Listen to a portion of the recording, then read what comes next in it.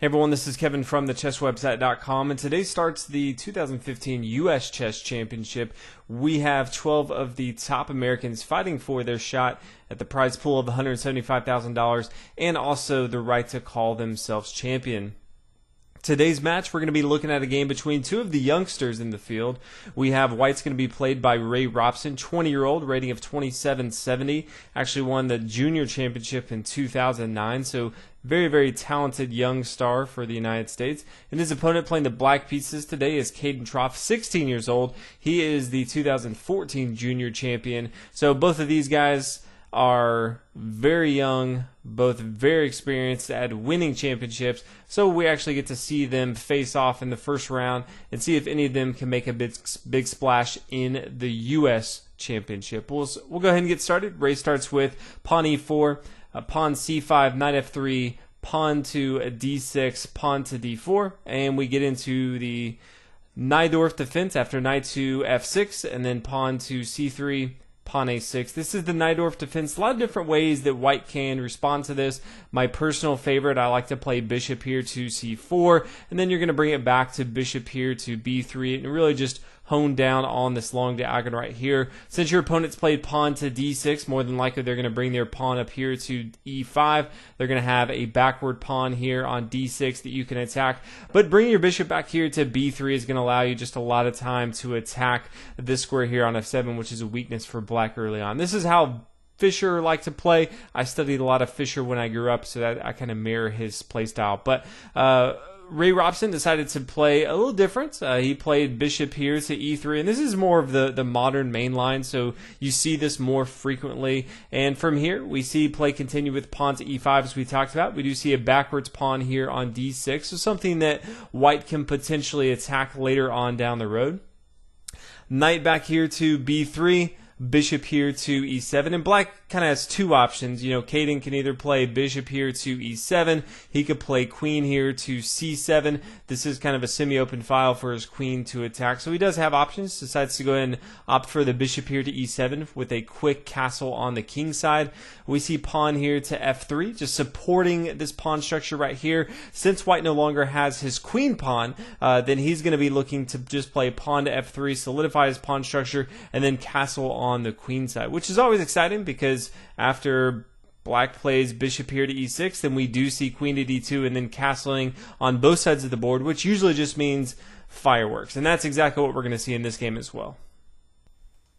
So as we look at both sides, White's really going to be looking to dominate the king side. Ray really has a strong queen side defense. He'll eventually want to make sure that he gets his king here to b1 to protect the square here on a2. But it's going to be very easy for him to just push all his material up on the king side. Also wants to make sure that he continues to control the square here on d5. This is a very central square that right now he doesn't have a pawn, so he needs to make sure that his other pieces maintain that control. Later on, he does again have the ability to attack this backward pawn here on d6. Now, if you're looking at Kayden's side, his option is going to be just counterattack on the queen side. He knows that his opponent is just going to be throwing the kitchen sink at him on the king side, but the queen side is again where his opponent has castled, and so he can start to push put a lot of pressure on his opponent. He does have a nice little outpost here on d4. He can get one of his pieces too. He has a semi-open file here on the c file, so he can get both of his rooks involved, really attack White on the king side. So from here, we see knight here to d7, opening up the door for the rook in a8 to go ahead and get involved into the game. Pawn to g4, as we talked about, White's just going to throw pieces and material over onto the king side.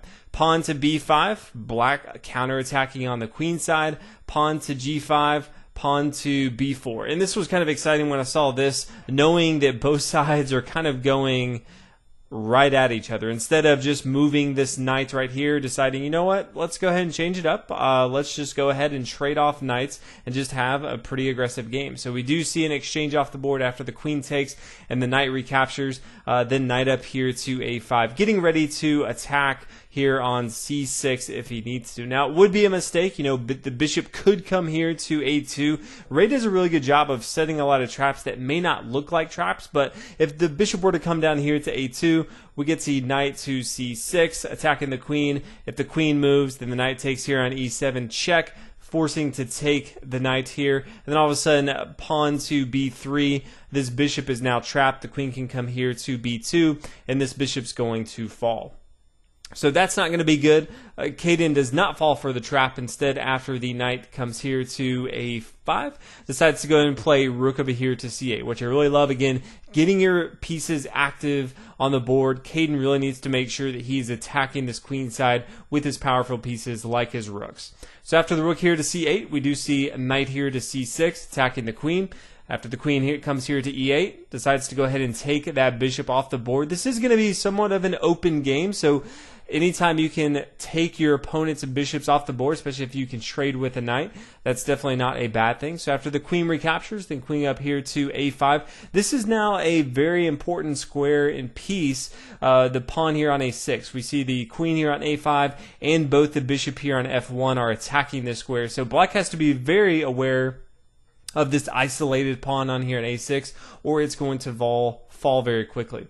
After the rook here to c6, we do see white play king over here to b1. It would be a mistake if we saw bishop here to a6, because rook to a8 would be completely devastating. So Ray recognizes that, decides to not take with his bishop. That would be very detrimental, and plays king over here to b1. As we talked about, definitely a safe move. He needs to make sure that he does have a piece defending the square. The bishop here on e6, all of a sudden it can kind of disappear on you, but it's definitely attacking the square on a2.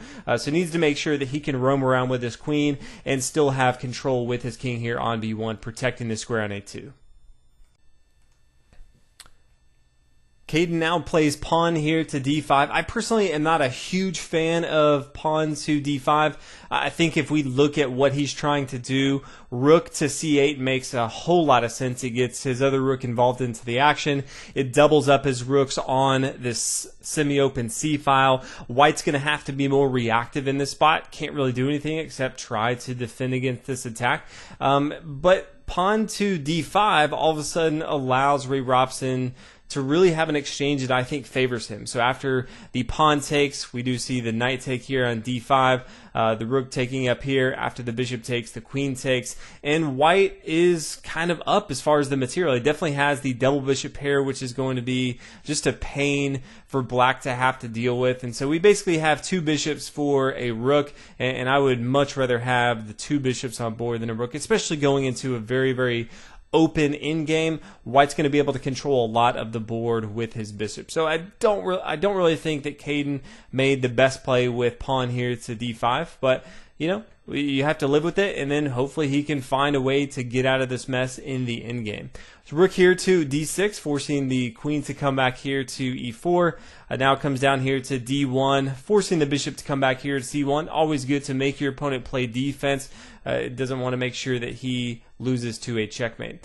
Queen here to g5, and then pawn up here to f4. Very important how black captures.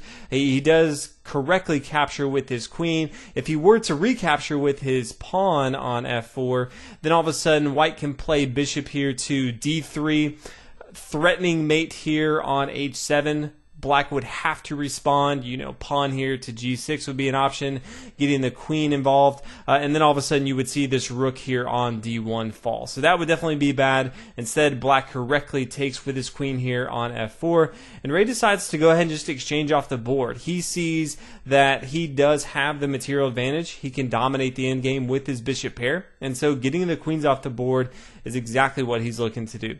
Now bishop up here to g2, seeing if black wants to exchange more material off the board, and it looks like Kayden does, so we do see an exchange off. So now we really come down to the end of the game with two bishops versus the rook and the extra pawn here, which I think is usually going to favor the double bishops. Pawn here to g5, pawn up here to c4, rook over here to c8, trying to protect this pawn.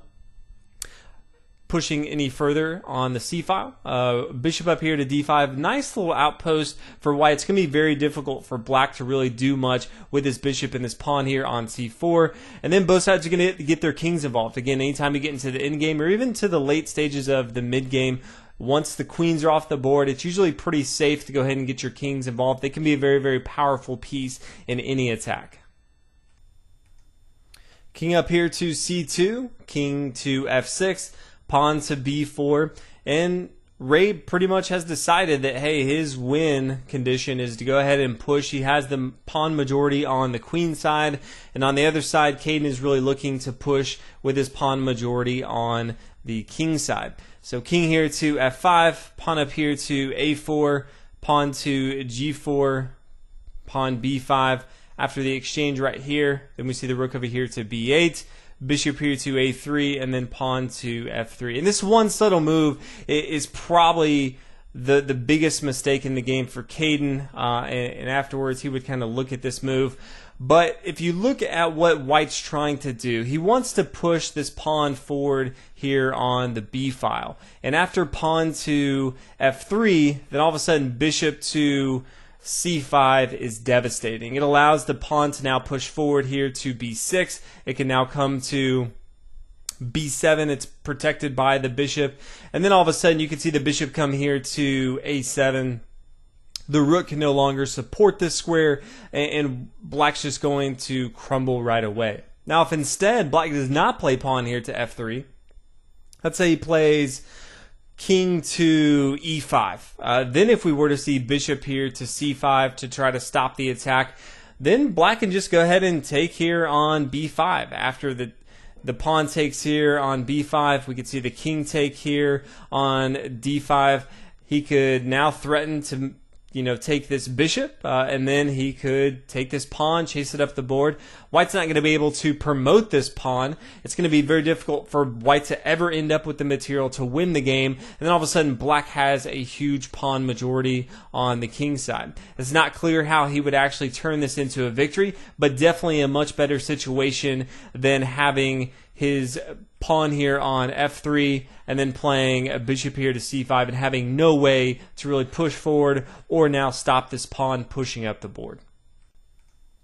So rook over here to e8, pawn to b6 as we talked about. Push your past pawns. That's number one rule in chess. Pawn here to h5, just trying to counterattack on the king side, but it's just not really going to do too much. Pawn here to b7, getting ready to promote to a queen here on the b8 square. Pawn to h4, bishop here to a7, just another layer of protection once this pawn pushes forward. Pawn to h3, king over here to d2. Wants to make sure nothing crazy happens. If this rook does pass the chasm here on the e file, the king can just come over here and make sure that Ray blocks any try that black has to promote a pawn right here. A pawn here to g3, and then the queen up here to b8. And this is where the game indicator decided to go ahead and resign. There's just no way for black to stop what White's doing right here. So really awesome game to see some of the youngsters from the United States square off. Ray Robson, again, just been dominating for a long time. At 20 years old, definitely one of the young stars. So excited to see him in round one get a huge victory. Kayden only 16, bright future. Again, the junior champion played extremely well. Few moves that could have been a little bit better, but excited to see him actually in the tournament. Always good to see young Americans doing well in chess. So hopefully you guys enjoyed this video. The U.S. Chess Championship is one of my favorites. I get to see a lot of the players that I follow throughout the year, but usually not at this high of a tournament level. So it's exciting for me to cover. So I'll be trying to do as many matches as I can. So stay tuned, and thanks for watching.